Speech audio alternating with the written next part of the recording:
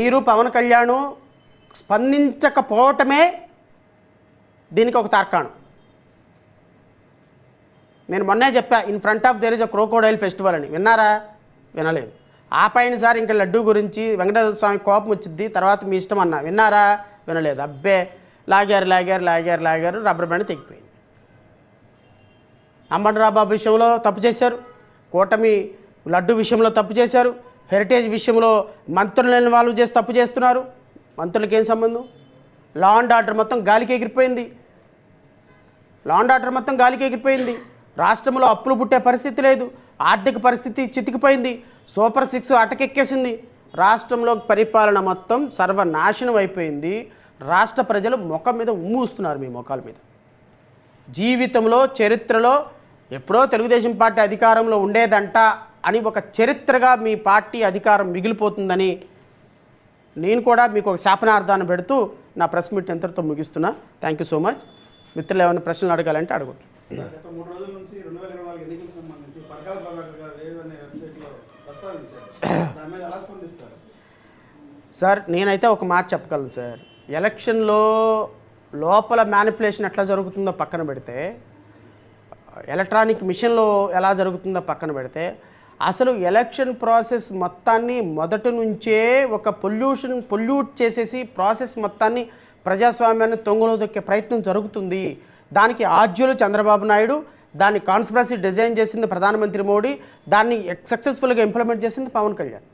ఖచ్చితంగా the wire కథనం ఏదైతే ఉందో, పరకాల ప్రభాకర్ మాట్లాడింది ఏదైతే ఉందో, దాని మీద ఒక విస్తృతమైన చర్చ జరపాలి. ఎలక్షన్ కమిషను ఈ దేశంలో నిష్పక్షపాతంగా నిజాయితీగా ఎలక్షన్లు జరిపాము అన్న ఇంప్రెషన్ ప్రజలకు ఇవ్వకపోతే ఈ దేశంలో ప్రజాస్వామ్య వ్యవస్థ మీద ప్రజలు నమ్మకం కోల్పోతారు.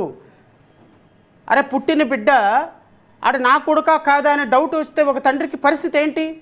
ఆ పిల్లోడి పరిస్థితి ఏంటి? తండ్రి పరిస్థితి ఏంటి? ప్రజాస్వామ్యం కూడా అలాగే ఉంది.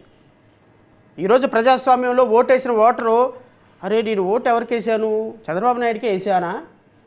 నేను వేసాను, జగన్కి వేసాను, మరి చంద్రబాబు నాయుడు ఎట్ట అధికారంలోకి వచ్చాడనే వ్యవస్థలోకి రాకూడదు. ఇది చాలా చాలా దుర్మార్గం. ఇది చాలా చాలా ఒక సీరియస్ భవిష్యత్తులో సీరియస్ కాన్సిక్వెన్సెస్కి ఒక ఒక ఒక ప్రజాస్వామ్యం మీద నమ్మకం కోల్పోవటానికి ఒక డేంజర్ సిగ్నల్ ఇది.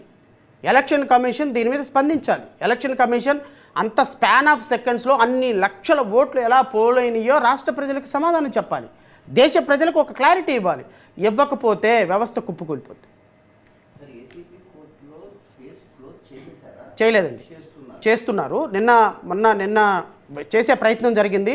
సో ఆళ్ళ రామకృష్ణారెడ్డి గారు దాన్ని ఇమీడియట్గా అడ్డుపడ్డారు. అట్లా కేసు క్లోజ్. ఇప్పుడు నేను చదివి వినిపించిన ఆధారాలు సార్ ఇవన్నీ. సిఐడిఏ మొన్న 500 పేజీలతోటి ఏపీ హైకోర్టులో ఆధారాలు ఉన్నాయని సిఐడిఏ వేసింది సార్.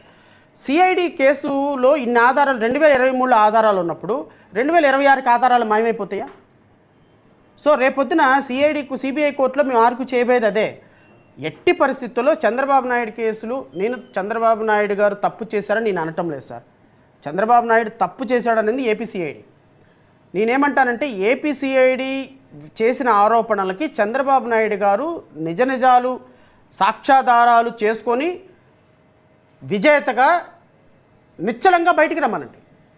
సాక్ష్యాధారాలతోటి కేసు విచారణ జరిగిన తర్వాత అబ్బాయి నువ్వు తప్పు చేయలేదు, నువ్వు యు ఆర్ అక్యూటెడ్ అని కోర్టు అనమనండి. ఎవ్వరూ కేసులు పెట్టినంత మాత్రం నిందితులు కాదు సార్.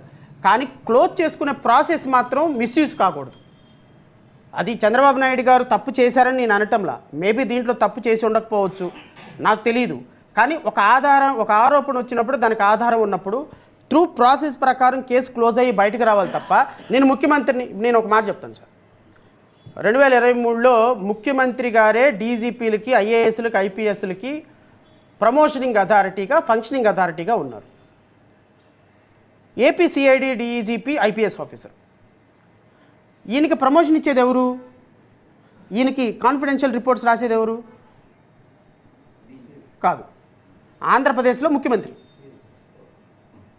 ఇప్పుడున్న లా ప్రకారం ఐఏఎస్లకి, ఐపీఎస్లకి కాన్ఫిడెన్షియల్ రిపోర్ట్స్ రాసి వీళ్ళకి ప్రమోషన్ రికమెండ్ చేయండి, వీళ్ళకి శాలరీ ఎన్హాన్స్మెంట్ రికమెండ్ చేయండి అని రాసే ఫంక్షనింగ్ అథారిటీ సీఎం. ప్రతి ఐఏఎస్కి, ప్రతి ఐపీఎస్కి. జీవో ఇచ్చారు సార్, జీవోనే ఇచ్చారు. From hence fourth the chief minister of the Andhra Pradesh is will act as a functioning authority of all IPS and IAS officer అని ఇచ్చారు. ఈ జీవో ప్రకారం అక్యూజ్డ్గా ఉన్న చంద్రబాబు నాయుడు డీజీపీకో లేకపోతే ఐపీఎస్ ఆఫీసర్కో ఫంక్షనింగ్ అథారిటీగా ఉంటాడు. ఈ ఫంక్షనింగ్ అథారిటీగా ఉన్న అక్యూజ్డ్ మీద రేపొద్దున అదే ఇన్వెస్టిగేషన్ ఆఫీసర్ చేస్తే ట్రాన్స్పరెంట్గా ఎలా జరుగుతుంది అనేది మా ప్రశ్న.